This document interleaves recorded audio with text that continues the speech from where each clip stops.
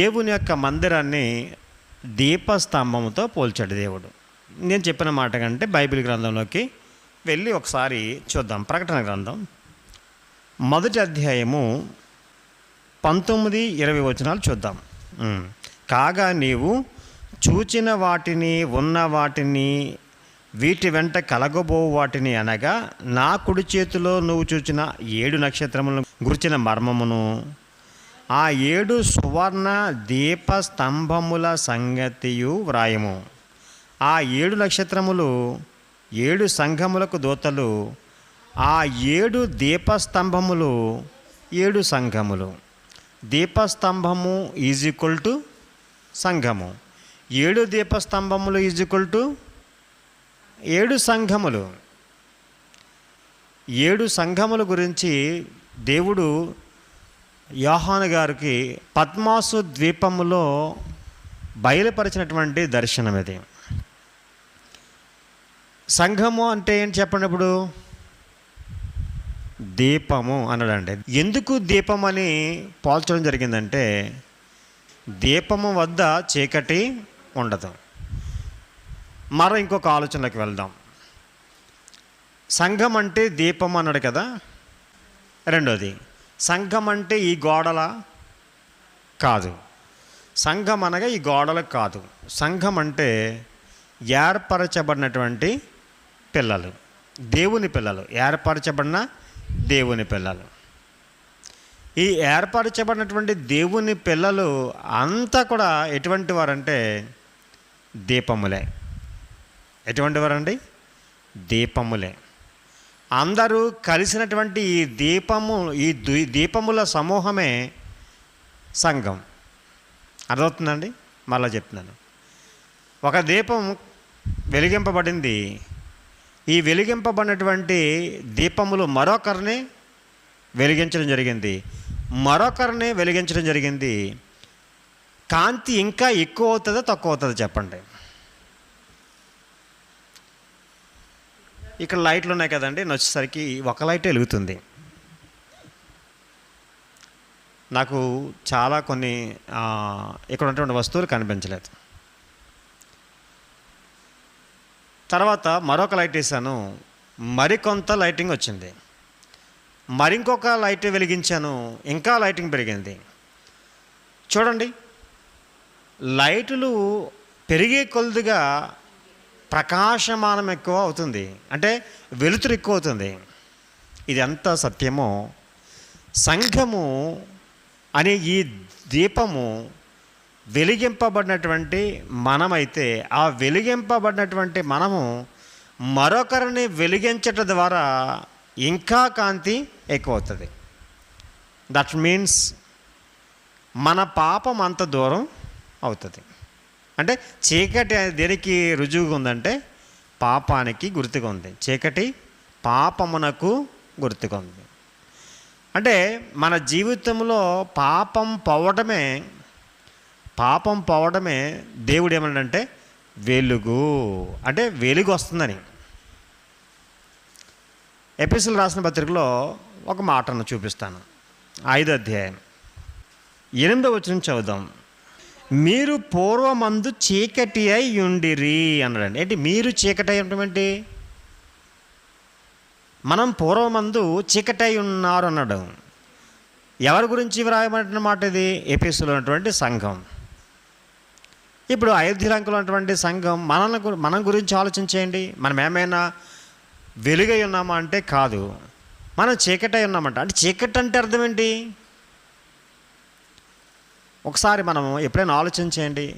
మీరు చీకటై ఉన్నారు అన్నాడండి. మనం చీకటి అంటే ఎవరికి వాళ్ళే స్వపరీక్ష చేసుకుని, నేను చీకటి అంటే దేని గురించి మాట్లాడాడంటే, ఇదే ఎపిసోడ్ రాసిన పత్రిక 2వ అధ్యాయంలో చెప్తారు చూడండి. 1వ వచనం, మీ అపరాధముల చేతను పాపముల చేతను మీరు చచ్చిన వారై ఉండగా అన్నాడు. చూడండి, ఇక్కడ చీకటి అంటే చచ్చిన వారు అని అర్థం. పాపముల చేత అపరాధముల చేత చచ్చినటువంటి వారట. ఎవరో కాదు, మనం మనమంతా పాపముల చేత అపరాధముల చేత చచ్చినటువంటి వారు. చచ్చినటువంటి వారికి వెలుగు ఉంటుందా? జీవం ఉంటుందా? ఉండదండి. మునుపు మనం చీకటి. తర్వాత చూడండి ఆ మాట, ఇదే 2వ అధ్యాయము 1వ వచనంలో కంప్లీట్ చేయండి. మీ అపరాధముల చేతను పాపముల చేతను మీరు చచ్చిన వారే ఉండగా ఆయన మిమ్మును క్రీస్తుతో కూడా బ్రతికించెను.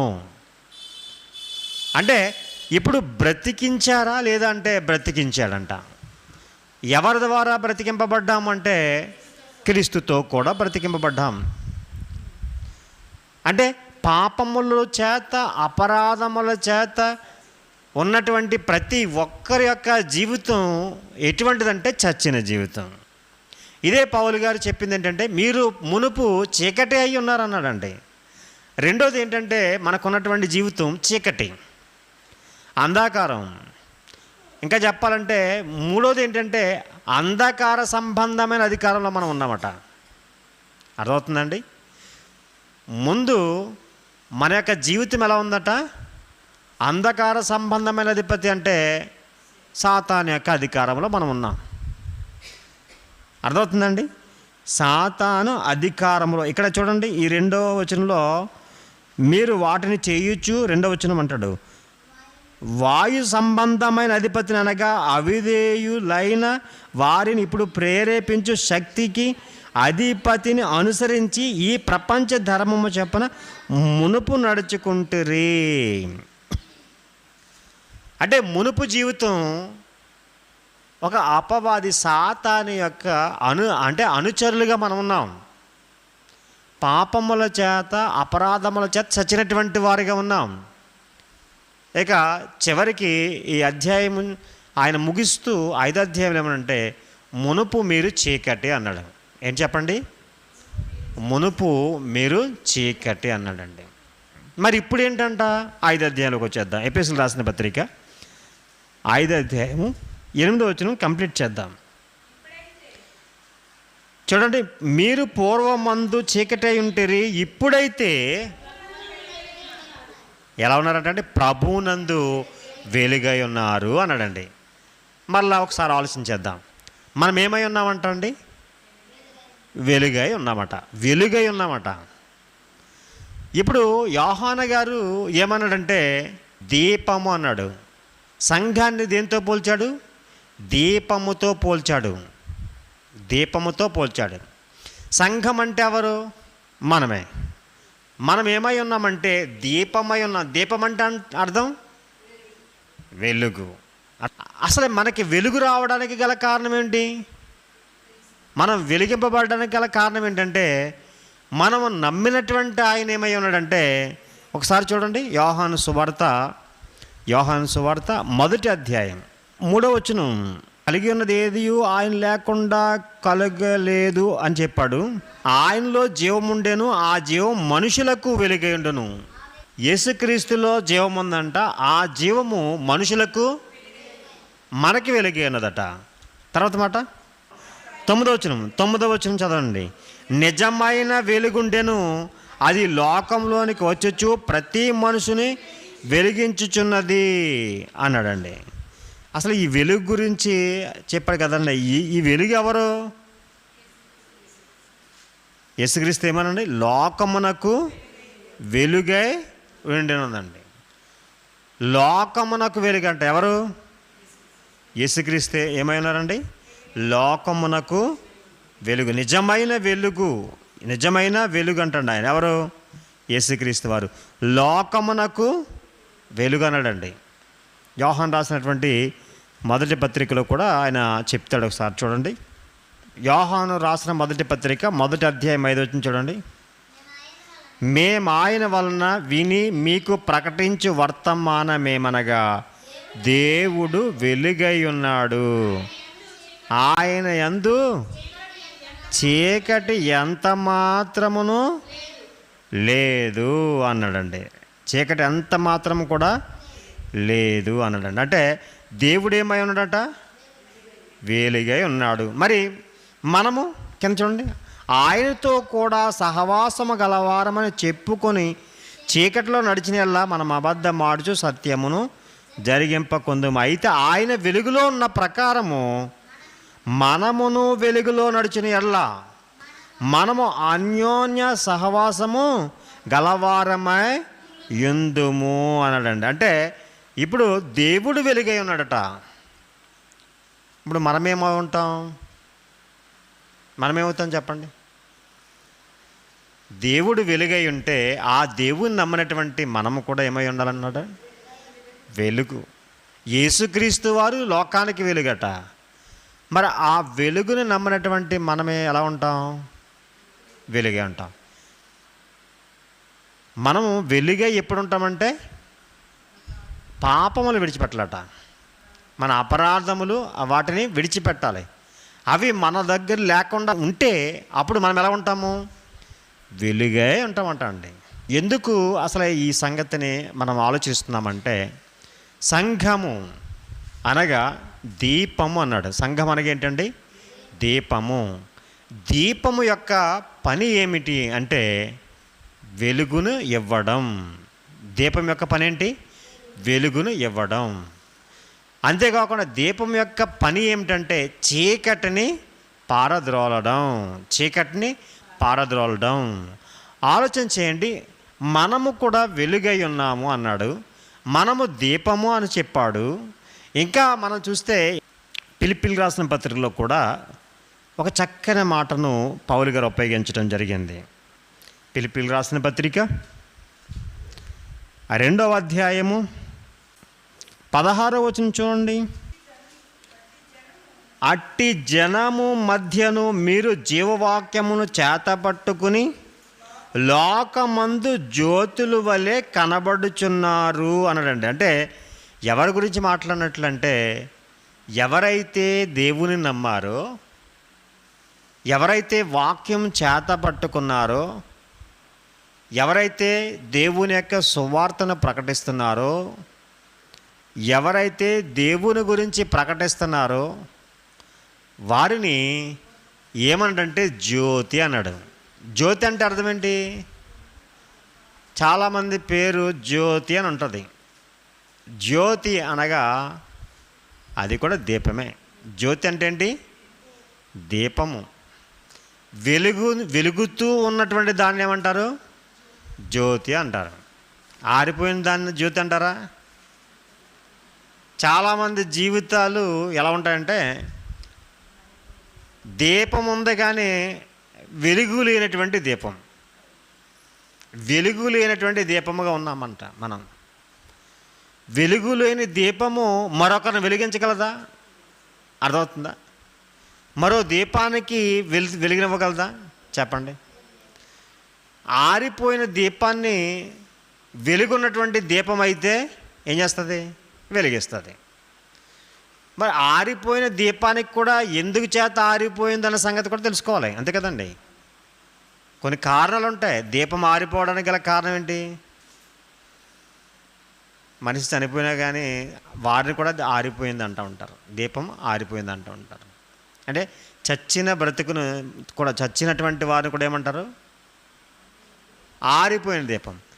పాపము, అపరాధము, ఈ దోషము, దేవుడు ఏదైతే చెప్పాడో, ఏదైతే చేయకూడదు అన్నాడో వాటన్నిటినీ మన జీవితంలో చేస్తుంటే మనం వెలుగుతున్నటువంటి దీపాలా లేకపోతే ఆరిపోయిన దీపాలా? ఆరిపోయిన దీపాలండి. వెలుగుతున్నటువంటి దీపానికి ఉన్నటువంటి ఒక తత్వం ఉందండి. ఒకసారి దాన్ని మీకు చూపిస్తాను. దానియేలు గ్రంథం బైబిల్ గ్రంథంలోంచే మనం ఆధారం బైబిల్ ఆధారముగానే మనం ఏదైనా మాట్లాడాలి. దానియేలు గ్రంథం 12వ అధ్యాయము 3వ వచనం చదువుతున్నాను.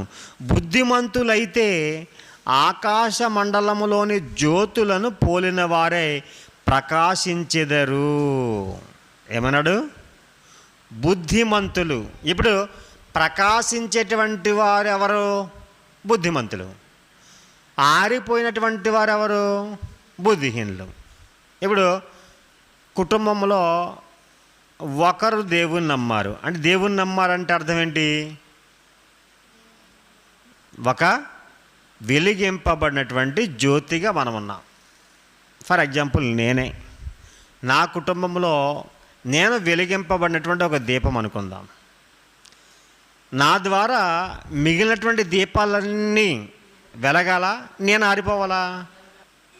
ఈరోజు లోకంలో, లేకపోతే స్థానిక సంఘములో, లేకపోతే కుటుంబంలో దీపము సరిగ్గా వెలగట్లేదు.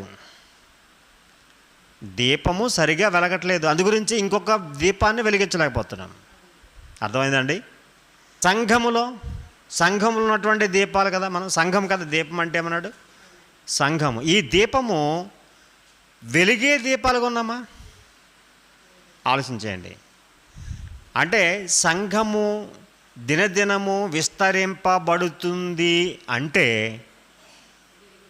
మనం చెప్పేచ్చు, అంటే ఆ సంఘములో చక్కని వెలిగించేటువంటి దీపాలు ఉన్నాయి. సంఘము దినదినము ఆరిపోతుందంటే ఎవరిది కారణం? మనదే కారణం. ఎందుకంటే మన దీపం సరిగా వెలగట్లేదు. మన యొక్క దీపంలో నూనె సరిగా లేదు. ఒక భక్తుడు పోలుస్తున్నాడు, ప్రార్థన లేని జీవితం నూనె లేని దీపం వంటిదంట. ప్రార్థన లేని జీవితం నూనె లేని దీపం అంట. అంటే నూనె లేకపోతే వెలుగుతుందా? మరి పరిశుద్ధులుగా, దేవుని పిల్లలుగా మన యొక్క ఆత్మీయ జీవితంలో ప్రార్థన ఉందా? ప్రార్థన చేయటానికి ఇంకా జడు. నేను కొందరిని చూస్తున్నాను సంఘంలో, ప్రార్థన చేయమంటే కనీసం ఎందు గురించి ప్రార్థన చేస్తున్నారో తెలియకుండా ఉన్నారండి.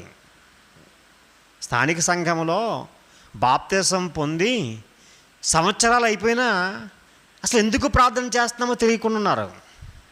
ఏం ప్రార్థన చేస్తున్నామో తెలియకుండా ఉన్నారు. ఏంటి లోపం? ఏంటంటే ఏదైనా ప్రాక్టీస్ అండి, మన యొక్క జీవితంలో దాన్ని అనుసరణలో పెట్టలేదు. వారం రోజులు నీవు ఉదయము సాయంత్రము లేచి నీ దేవునికి నువ్వు ప్రార్థన చేస్తుంటే, మోకాళ్ళు వేసి ప్రార్థన చేస్తుంటే ఆటోమేటిక్గా వచ్చేస్తుందండి. కానీ నేను గమనించాను ఏంటంటే ఈరోజు స్థానిక సంఘాల్లో ఈ అనుభవము లేదండి. ప్రార్థన చేయమంటే నేను చేయలేను అని ఒకవేళ చెప్పగలిగారంటే వారి యొక్క వ్యక్తిగత కుటుంబ జీవితంలో ప్రార్థన అనుభవము, మోకాళ్ళు వేసేటువంటి అనుభవము లేదు. ఇది ఖచ్చితం. అంటే మన యొక్క జీవితం ఎలాగుందని గమనించవచ్చంటే ఆరిపోయిన దీపముగా ఉన్నాం. ఆలోచన చేశారా? ఇక్కడ దానియేలు గారు అంటున్నాడు, బుద్ధిమంతులైతే ఆకాశ మండలములోని జ్యోతులను పోలిన వారే ప్రకాశించెదరు. నీతి మార్గం అనుసరించి నడుచుకున్నట్లు ఎవరు అనేకులను త్రిప్పుదురో వారు నక్షత్రం వలె నిరంతరము ప్రకాశించెదరు అన్నాడండి. చక్కని మాట. మీరు ఆలోచించేయండి. నీతి మార్గమును అనుసరించి నడుచుకున్నట్లు ఎవరు అనేకులను త్రిప్పుతారో వారు ఎలా ఉంటారట అండి? ప్రకాశించే నక్షత్రం అట. ఈరోజు ఆలోచించేయండి, మన యొక్క జీవితాలు ఎలా ఉన్నాయి? ప్రకాశించే నక్షత్రమా? ఒకవేళ నిజంగా నేను ప్రకాశించే నక్షత్రం అయితే నీతి మార్గమును అనుసరించినట్లు చాలామంది నేను త్రిప్పుతాను. కానీ ఒకవేళ నా జీవితమే సరిగా వెలగలేకుండా, నా దీపమే ఆరిపోయేలా ఉంటే నేను ఎవరైనా తిప్పగలనా? ఆలోచించేది ప్రేమ దేవులారా. కనుక సంఘము విస్తరింపబడడానికి, సంఘము వృద్ధి చెందబడడానికి మొట్టమొదట వెలిగింపబడినటువంటి దీపాలైనటువంటి మనమే దానికి కారకులం. సంఘం గొప్పగా ఉండటం కోసం ఎవరు వెలిగింపబడాలంటే మన ఆత్మీయ జీవితంలో ఒక ప్రార్థన అనేది నూనె అనుకుంటే కిరోసిన్ ఉంటే వెలిగేస్తుందా? కాదండి. దానికి ఒత్తుండాలి. అదే విశ్వాసం. ఈ విశ్వాసం అనేది ఈరోజు క్రైస్తవ్యంలో లేదు. ఈ ఒత్తు లేదు, అందట్లేదు.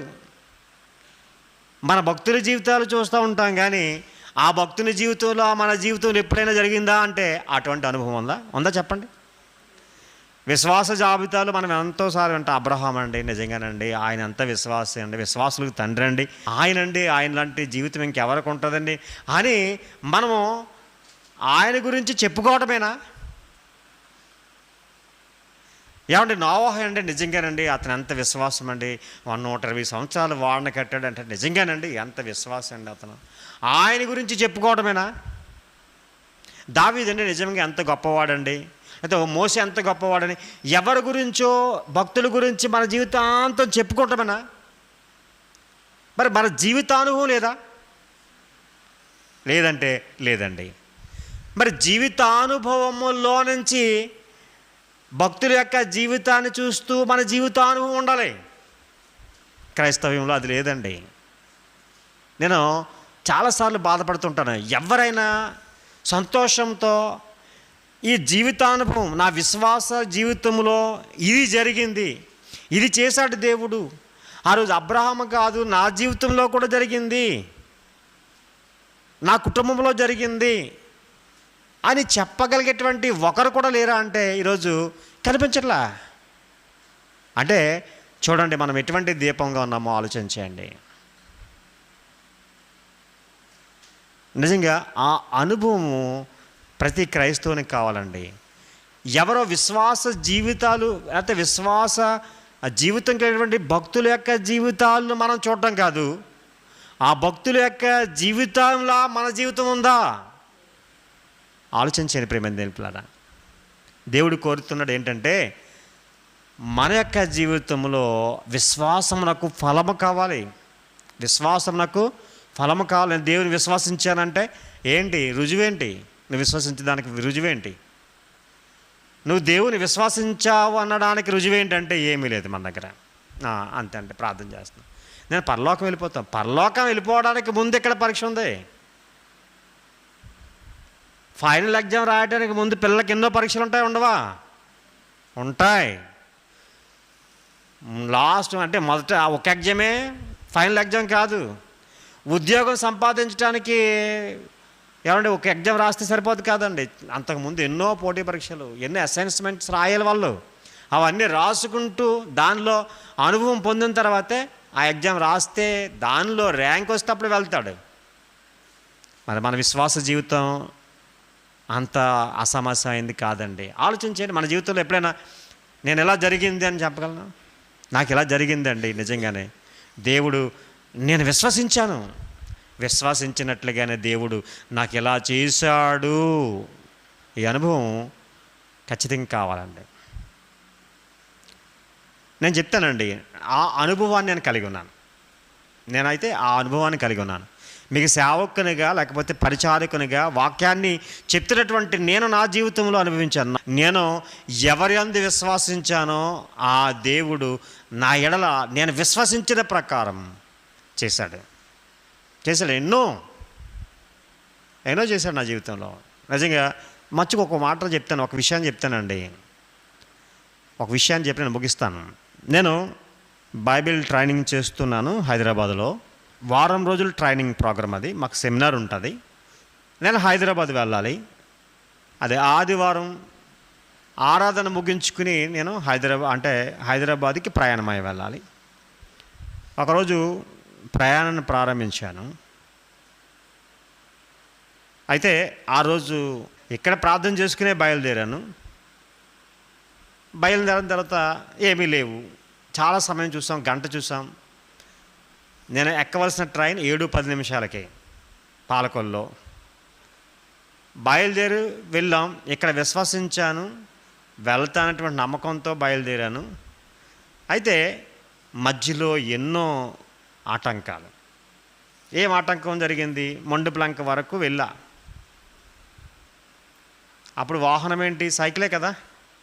సైకిల్ వేసుకువెళ్ళి అక్కడ ప్రక్కన పెట్టేసి, ఆ ప్రక్కన ఎన్ని రోజులైన వారమైన అక్కడ ఉండేది, ప్రక్కన పెట్టి ఏదైనా ఎక్కుదామంటే ఒక ఆటో కానీ ఒక బస్సు కానీ రాలేదు.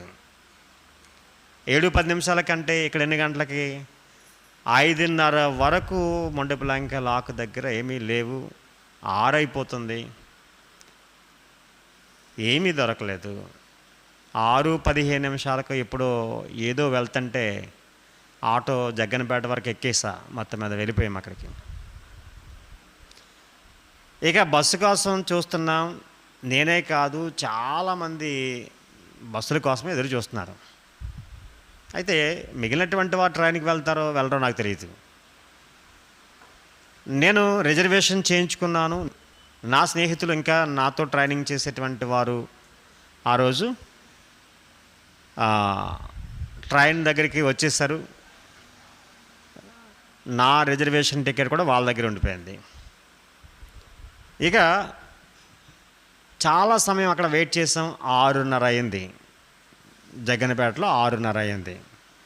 పాలకొల్లు చేరుకోవడానికి గంట టైం పడుతుంది. ఎలా వెళ్ళాలి? సరే, ఒక బస్సు వచ్చింది. అది చిన్నగా ఉంది. ఎక్కేసాం. చాలా ఫిల్ అయిపోయింది. ఆ టికెట్లు కొడుతూ మధ్యలో మళ్ళీ కొంచెంసేపు ఆఫ్ చేసేసాడు. బయలుదేరుతున్నాం. అక్కడి నుంచి అన్నయ్య ఫోన్ చేస్తున్నారు, తమ్ముడు ఎక్కడున్నావు? బస్సులో ఉన్నాను అన్నయ్య. ఏంటి ఇప్పుడు బస్సులో ఉంటావేంటి? 7-10 ట్రైన్, ఇప్పుడు 6:30 అంటున్నావు, నువ్వు ఎక్కడో తాటిపాక అంటున్నావు, ఏంటి అనేసి అన్నాడు. నేనైతే రాగలననేటువంటి విశ్వాసం ఉంది అన్నానండి. ఎలాగెళ్తాం? సరే, అది స్లోగా వెళ్తున్నప్పుడు పాలకొల్లుకి కరెక్ట్గా 7-10 అయితే చేరుకోలేం. చించినాడ బ్రిడ్జి దాటేసింది. దాటిన తర్వాత నేను ఇంకా ఆ బస్సులోంచి దిగిపోయా. అప్పుడు మళ్ళా ఫోన్ చేశారు అన్నయ్య వాళ్ళు, తమ్ముడు ఎక్కడ? చించినాడలో బస్సు దిగిపోయినన్నా. నేను ఎలాగో వస్తానో వచ్చేస్తా అన్నాను. ఎలాగో వస్తాను, రావటం మాత్రం ఖాయం అని చెప్పానండి. చూడండి. సరే తమ్ముడు, ఇక మళ్ళా ఫోన్ చేశారు, ట్రైన్ కదిలేస్తుంది. ఓకే, వెళ్ళిపోయింది, ట్రైన్ వెళ్ళిపోయిందండి. నేను అప్పుడు మళ్ళా బ్యాగ్ పెట్టుకున్నాను, 2 చేతులు కట్టుకున్నాను, మళ్ళా తల వంచాను, ప్రార్థన చేసుకున్నాను. తండ్రి, నేను ఒకవేళ మళ్ళా ఈ ట్రైనింగ్కి వెళ్ళాలంటే నీ చిత్తం ఏమై ఉందో అది జరిగించండి. ఇది నా యొక్క జీవితానికి ఒక పరిక్షేమం. తండ్రి, మీరు నీ చిత్తమైతే నడిపించండి అని అలా ప్రార్థన చేసుకున్న తర్వాత జస్ట్ అలా చూసేసరికి ఒక ఆయన వచ్చాడు నా దగ్గరికి. ఆ అబ్బాయి పేరు నాకు రమేష్, అబ్బాయి పేరు. వాళ్ళది అక్కడే చించినాడు సమీపంలోనే అక్కడ. అని ఎక్కడికి వెళ్తారని అడిగాడండి. ఆతృతగా చెప్పాను. ఏమని చెప్పాను తెలుసా అండి? తమ్ముడు, నేను పాలకొల్లులో ట్రైన్ ఎక్కాలి, ట్రైన్ ఇప్పుడే దాటేసింది, ఇక ఏం చేయాలో తెలియక నేను ఇలా కూర్చుండిపోయాను, ఎక్కండి అని అన్నాడు. వెంటనే ఎక్కించుకుని పాలకొల్లు తీసుకెళ్తాడా? కాదన్న, నేను భీమవరం దాటి వెళ్తాను, జువ్వలపాలెమో ఏదో చెప్పాడు, ఆ ప్రాంతం అక్కడ వరకు వెళ్తాను, నేను మిమ్మల్ని స్టేషన్లో దించేస్తాను అన్నాడు. అతను ఏంటి? అతను నాకు తెలిసినటువంటి వ్యక్తి కాదు. నేను దించేస్తానని ఎక్కేయండి అని అన్నాడు. నాకు ఎటువంటి పరిచయం లేదు. ఆలోచన చేస్తారా? మీ జీవితంలో ఇటువంటి అనుభవం ఏమైనా ఉందా? ఆలోచించేయండి. ఇయే కదండి, చాలా అనుభవాలు ఉన్నాయి. అది జస్ట్ ఒక అనుభవం చెప్తున్నా. అతను తెలియదు, అతని నెంబర్ నేను అడగలేదు. అతను చాలా ఫాస్ట్గా నడిపిస్తున్నాడు. హార్న్ ఒక్కోసారి పనిచేసేది కాదు, లైట్ ఒకసారి పనిచేసేది కాదు. ఒక్కసారి పెట్రోల్ బంక్కి తీసుకువెళ్ళాడు. నేనే పెట్రోల్ కొట్టించా. వదిలే అని అన్నాడు. లేదు తమ్ముడు, కొట్టిస్తాను. ఒకవేళ ట్రైన్ వెళ్ళిపోతే ఏంటనే అన్నాడు. నో ప్రాబ్లం, ఎలాగైనా వెళ్తాను అని అన్నాను నేను. సరే, లేదు నేను తీసుకెళ్ళిపోతాను అని ధైర్యం చెప్పాడు. తీసుకువెళ్తున్నాడు. అన్నయ్యలు ఫోన్ చేశారు ఎక్కడంటే, నేను వచ్చేస్తానులే అన్నయ్య, మీరేమీ కంగారు పడకండి, వచ్చేస్తానంటే. తమ్ముడు ఆల్రెడీ వీరవాసం వెళ్ళిపోయింది తమ్ముడు అంటే, వెళ్ళిపోండి అన్నయ్య అన్నాను నేను. చిత్రం ఏంటి తెలుసండి? భీమవరం స్టేషన్ దగ్గర తీసుకెళ్ళాడు. అన్నయ్య మీరు వెళ్ళండి అన్నాడు. ట్రైన్ అలా వస్తుంది కరెక్ట్గా. ఇంకొక సంగతి ఏంటంటే, నేను ఎక్కవలసిన భోగి ఏది ఉందో నేను వెళ్ళిన తిన్నగానే ఉంది. నేను అలా వెళ్ళేటప్పటికీ నా సహోదరులు ఒక్కసారి అలా హగ్ చేసేసుకుని ఏడ్చేస్తున్నారు. వాళ్ళతో పాటు నాకు ఏడిపొచ్చింది. ఏంటి తమ్ముడు ఈ మెరకలు అన్నాడు. దేవుడు చేసేటువంటి కార్యాలు ఇలా ఉంటాయి. అద్భుతంగానే ఉంటాయి అని చెప్పాను. తమ్ముడు కొంచెం వాటర్ తాగి తమ్ముడు అనేసి అన్నారు. టిఫిన్ తెచ్చుకున్నారు, టిఫిన్ తినమన్నారు, కూర్చొని తిన్నాం. ఏంటి మెరకలు అంటే కూర్చోనికి అని చెప్పా. ఆ విషయం చెప్పా. ఏం చెప్పానంటే ఇలా జరిగింది. అసలే మళ్ళీ హైదరాబాదు మేము వెళ్ళి చాలా సమయం వరకు అలాగే దాని గురించి ప్రస్తావించాం. చాలాసార్లు దీని గురించి మేము మాట్లాడుకున్నాం. నా జీవితంలో చాలాసార్లు నేను అనేక సార్లు చాలామందితో పంచుకున్నాను ఈ విషయాన్ని. ఎందుకో తెలుసా అండి, ఒక మెరకల్ దేవుడు చేసేటువంటి అద్భుతం ఎలా ఉంటుందంటే అలా ఉంటుంది. విశ్వసిస్తే అసలు ఆ విశ్వాసం లేదు, ముందే నాకు ఇంక నేను వెళ్ళలేనులే, నాకు అది అవ్వదు అని ఏమంటే దేవుని మీదేమో కంచేపు, లోకం మీదేమో కంచేపు, వెనక్కి చూసేటువంటి ఎవరు లోతు భార్యలాగా వెనక్కి చూసేటువంటి ఆలోచన మనకుంటే మనం విశ్వాసి అని అనిపించుకునేటువంటి అవకాశమే లేదండి. వద్దండి, అలా అనిపించుకోకూడదు. మనం విశ్వాసి అంటే మనంతా నిరీక్షణ ఒకటే, మన ఎదుట ఉంది గురి. దేవుని అడిగాం, దేవుని చిత్తానుసారంగా మనం ముందుకి వెళ్ళిపోవాలంతే. అది దేవుని కార్యక్రమం అయితే మీ లోక కార్యక్రమాల గురించి నేను మాట్లాడట్లేదు. దేవుని కార్యక్రమం అదే మెరకల్, అదే విజయం అండి. ఇప్పటి వరకు 25 సంవత్సరాల పరిచర్యలో అదే విజయంతో నేను ముందుకు వెళ్తున్నాను. ఒక మీటింగ్ ఏర్పాటు చేస్తాను. అస్సలే నా జీవితానికి నేను అర్హుణ్ణి కాదు. ఏంటి లక్షల వేల రూపాయలతో ఏర్పాటు చేసేటువంటి మీటింగ్ కాదు. ఓన్లీ వన్ ఫెయిత్, కేవలం విశ్వాసము ద్వారానే ఆ కార్యక్రమాన్ని నేను చేపడతానండి. దేవుని అడుగుతాను, ప్రార్థిస్తాను. అనుదిన జీవితంలో ప్రార్థనతో ముందుకు కొనసాగిస్తాను. రెండోది విశ్వాసం కలిగి ఉంటాను. ఇదండి దీపము అనేటువంటి పదానికి అర్థం అదండి. ఈరోజు వెలిగింపబడినటువంటి దీపాలు అలాగే ఉంటాయి, ప్రజ్వలిస్తూ ఉంటాయండి. చెప్పమంటారా? దీపం యొక్క అర్థం చెప్పాడు, వెలుగు, సమస్త విధమైనటువంటి వెలుగుని గురించి చెప్పాడు. చూడండి సరే, ఆ మాట నేను ముగిస్తున్నాను, టైం అవుతుంది. ఎపిసోడ్ రాసిన పత్రిక 5వ అధ్యాయం 9వ వచనం చదవండి.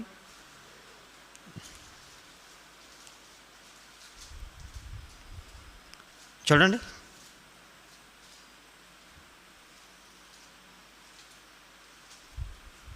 చదవండి ఒకసారి.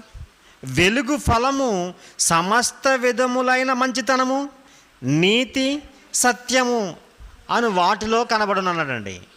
అంటే మన జీవితంలో ఈ 3 చాలా ప్రాముఖ్యమండి. 1 మంచితనం, 2 నీతి, 3 సత్యం. ఈ 3 చాలా ప్రాముఖ్యం మన జీవితంలో. మంచితనము లేదంటే వెలుగు లేదు, నీతి లేదంటే వెలుగు లేదు, సత్యము లేదంటే వెలుగు లేదు. ఈ 3 మన జీవితంలో లేకపోతే మనం చీకటి, మన చీకటి. వెలుగు ఫలం ఇది. అంటే మన మంచితనం మనకి ఖచ్చితంగా ఎప్పుడో ఉపయోగపడదండి. అంటే మనకు ఎవరికో మంచి చేస్తే వారు మంచి చేయరు, మర్చిపోకండి. వాళ్ళే మంచి చేయాలి అనుకుంటూ మనం కోరుకుంటాం. అది చాలా పొరపాటు అండి. నేను అలా చేశాను, అంత చేశాను, ఇన్ని చేశాను, ఏం చేశారని వాళ్ళని చెప్తూ ఉంటాం. దేవుడు అది కాదు.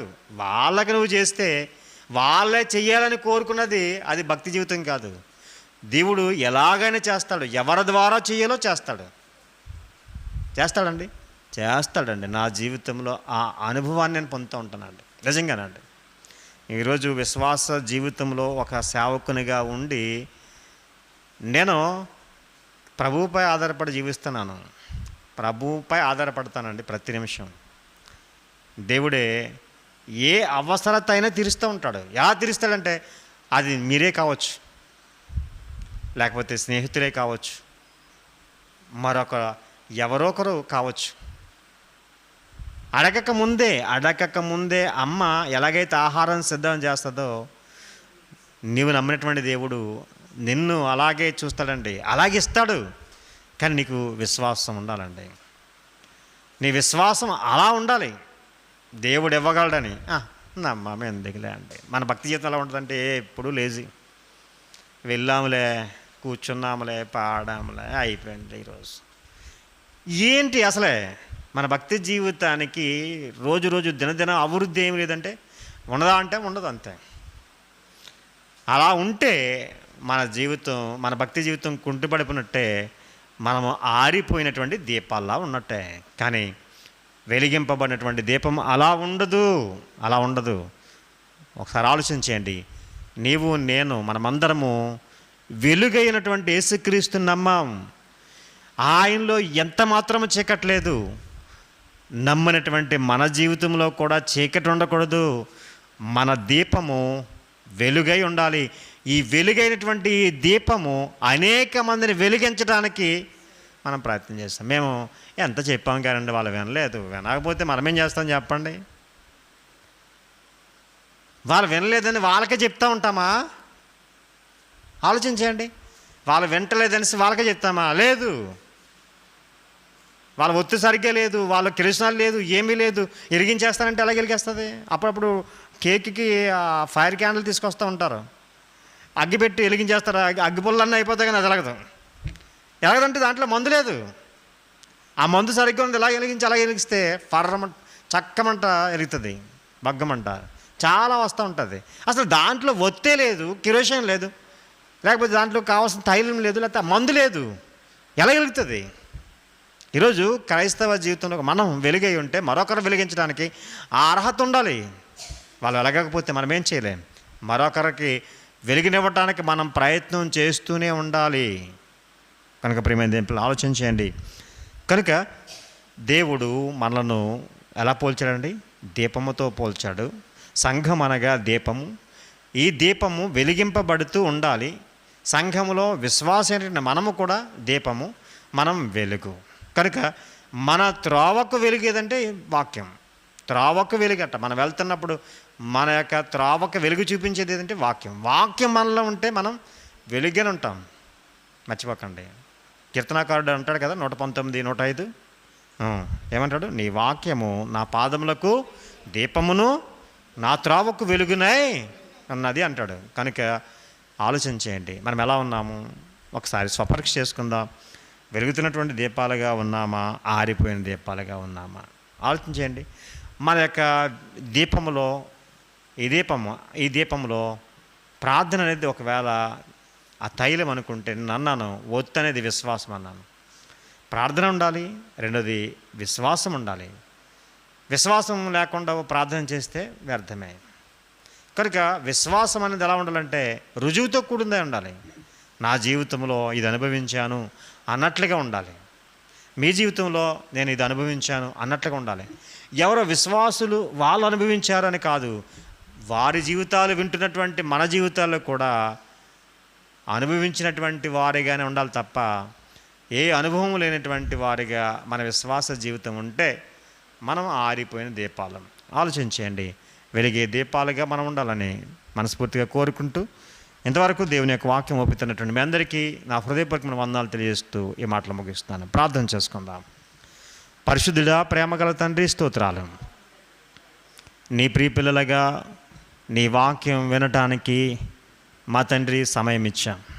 నీ మాటలు విన్నాం. నీ మాటలు వెనకున్నటువంటి భావాన్ని మేము గుర్తించాం తండ్రి. ఒకప్పుడు మేము చీకటి, పాపముల చేత, అపరాధముల చేత చచ్చినటువంటి వారం.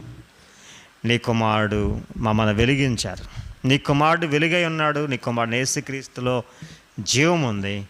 నీ కుమారుడు మా తండ్రి ద్వారా మేము వెలిగింపబడ్డాం తండ్రి. వెలిగింపబడినటువంటి మేము ఆరిపోయేటువంటి దీపాలుగా ఉండకూడదు తండ్రి. మేము వెలిగింపబడినటువంటి మేము తండ్రి అనేక మందిని వెలిగించడానికి వెలిగే దీపాలుగా మేము ఉండాలని మీరు కోరుతున్నారు తండ్రి. కృప చూపించండి, మమ్మల్ని బలపరచండి తండ్రి. మరి నీ యొక్క వాక్యం చేతపట్టినటువంటి వారు ఆకాశ మండలం మందు జ్యోతుల వలె కనబడుతున్నారు. నీతి మార్గం అనుసరించి మరి అందరినైతే తిప్పుతారో వారు ప్రకాశించేటువంటి నక్షత్రాల వలె ఉంటారని మీరు సెలవిచ్చారు. మేము ప్రకాశించేటువంటి నక్షత్రాలుగా, ఆకాశమందు జ్యోతులుగా, అటువంటి ప్రకాశవంతమైన వెలుగును కలిగినటువంటి వారుగా మా జీవితాలు మలచండి. మరి వెలుగు ఫలము సమస్తమైనటువంటి మరి మంచితనము, నీతి, సత్యములో కనబడుతున్నారు సెలవిచ్చారు. ఈ మూడు మా జీవితంలో అనుగ్రహించండి. తద్వారా మీరు మహిమ పొందండి. క్రీస్తు వారి పేరట ఈ ప్రార్థన సమర్పించి వేడుకొనిచున్న మా పరలోకపు తండ్రి. ఆమేన్. అందరికీ వందనాలండి. God bless you.